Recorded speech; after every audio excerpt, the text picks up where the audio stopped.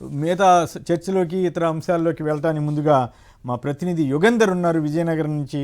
అక్కడ జమ్ము అనే గ్రామం పైన పోలీసులు దాడి చేసి అక్కడ ఉన్నటువంటి గ్రామస్తుల మీద దాడి చేసి చాలామంది మీద దౌర్జన్యం చేశారని వార్తలు వస్తున్నాయి. మరోవైపు మన్యంలో మరణ మృదంగం.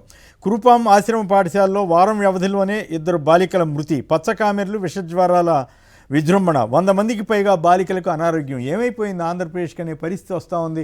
గతంలో ఒక అడ్వర్టైజ్మెంట్ వచ్చేది, ఈ నగరానికి ఏమైంది, అటు చూస్తే పొగ, ఇటు చూస్తే ఇది అని.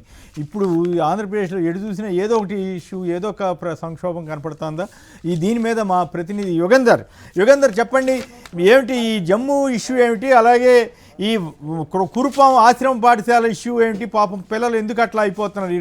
ఈ రెండు ఇష్యూస్ మీద మీ సమాచారం చెప్పండి.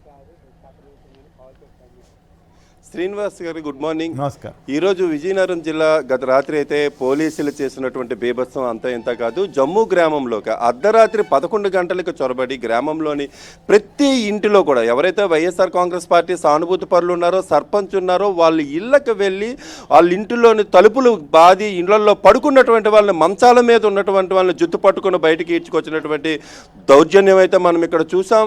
ముఖ్యంగా ఒక చిన్న దుర్గాదేవి నవరాత్రుల నిమజ్జనంలోని జరిగినటువంటి ఒక చిన్న వివాదాన్ని పట్టుకొని పోలీసులు ఈ విధంగా దాడి చేయడం అనేటువంటిది జరిగింది. పోలీసుల దాడిలోని అంటే అసలు శాంతి భద్రతలని కాపాడాల్సినటువంటి పోలీసుల శాంతి భద్రతలకి విఘాతం కలిగించే రీతిలోనే చాలా అమానవీయంగా వ్యవహరించినటువంటి తీరు. ఒకవేళ ఏదైనా ఇష్యూ ఉన్నట్టయితే వాళ్ళని పిలిపించి కేసులు పెట్టడం, 41A నోటీసులు ఇవ్వటం ఇట్లాంటివి చేయొచ్చు. కానీ పోలీసులు ఏకంగా ఇళ్ల మీదకు చొరబడి వాళ్ళని బలవంతంగా లాక్కుపోయినటువంటిది అయితే మనం చూస్తున్నాం. ఇక్కడ మన దగ్గర ఒక బాధితుడు ఉన్నాడు. ఈయనకైతే చూడండి ఇక్కడ ఎలా కొట్టేశారో, పూర్తిగా చేతుల మీద రాళ్ళతోటి లాఠీలతోటి కొట్టేసినటువంటి పరిస్థితి. ఇదిగో దెబ్బలు ఎట్లా కొట్టారు అంటే ఆ రాత్రి ఒక భయానికి వాతావరణం. ఎవరి ఇంటి నుంచి ఎవరిని తరలించుకుపోతున్నారో తెలియనటువంటి పరిస్థితి. ఎక్కడ ఏం జరుగుతుందో తెలియదు, ఈ పక్కింట్లో ఏం జరుగుతుందో తెలియదు. 10ల సంఖ్యలో పోలీసులు చుట్టుపక్కల ఉన్నటువంటి పోలీస్ స్టేషన్ల నుంచి ఎస్ఐలు, సిఐలను అందరినీ తీసుకువచ్చి గ్రామంలోనే ఒక భయానికి వాతావరణం సృష్టించారు. ప్రతి ఇంటి నుంచి కూడా కొంతమందిని తరలించుకుపోయినటువంటి పరిస్థితి అయితే మనకు కనిపిస్తుంది. మరోవైపు చూస్తున్నట్టయితే అక్కడ పార్వతీపురం మన్యం జిల్లాలోని కురుపాం గిరిజన ఆశ్రమ పాఠశాలలోని గిరిజన సంక్షేమ పాఠశాలలోని విద్యార్థినులకు దాదాపు 611 మంది విద్యార్థినులు ఇక్కడ చదువుతున్నారు. వీళ్ళలోని చాలామందికి పచ్చకామెర్ల వ్యాధి సోకింది. మనం ఎప్పుడు చూడలేదు. విషజ్వరాలు చూసాం, డయోరియా చూసాం, లేదంటే ఫుడ్ పాయిజనింగ్ చూసాం హాస్టల్లోని. కానీ ఇక్కడ కురుపాంలోనైతే పచ్చకామెర్ల వ్యాధి, హెపటైటిస్ ఏ సోకినటువంటి పరిస్థితి అయితే ఉంటుంది. అప్పుడు గతంలో వైఎస్ఆర్ కాంగ్రెస్ పార్టీ ప్రభుత్వం ప్రతి హాస్టల్కి, ప్రతి స్కూల్కి ఆర్ఓ వాటర్ ప్లాంట్ పెట్టింది. ఇట్లాంటి పాండమిక్ సిచ్యుయేషన్స్, ఇట్లాంటి అనారోగ్య పరిస్థితులు రాకూడదని చెప్పి ముందు చూపుతోటి అప్పుడు ముఖ్యమంత్రి వైఎస్ జగన్మోహన్ రెడ్డి ఆర్ఓ ప్లాంట్ని ఏర్పాటు చేసి రక్షిత నీటిని అయితే వాళ్ళకి అందజేసినటువంటి పరిస్థితి. కానీ ఆ ఆర్ఓ ప్లాంట్ నీటిని కూడా రిపేర్ చేయించకపోవడంతో ఈ రోజునే ఇట్లాంటి పరిస్థితి వ్యాపించింది.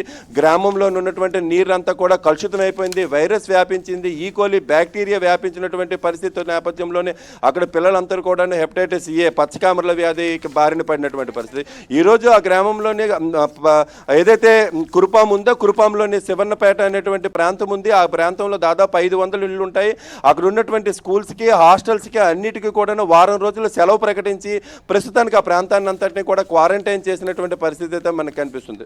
ముఖ్యంగా గిరిజన ఆశ్రమ పాఠశాలలోని ఆరోగ్య విషయంలోనైతే మాత్రం పూర్తిగా నిర్లక్ష్యం వ్యవహిస్తున్నారు. ప్రతి హాస్టల్కి ఒక ఏఎన్ఎంని ఏర్పాటు చేస్తామని మంత్రి గుమ్మడి సంజారాని చెప్పారు.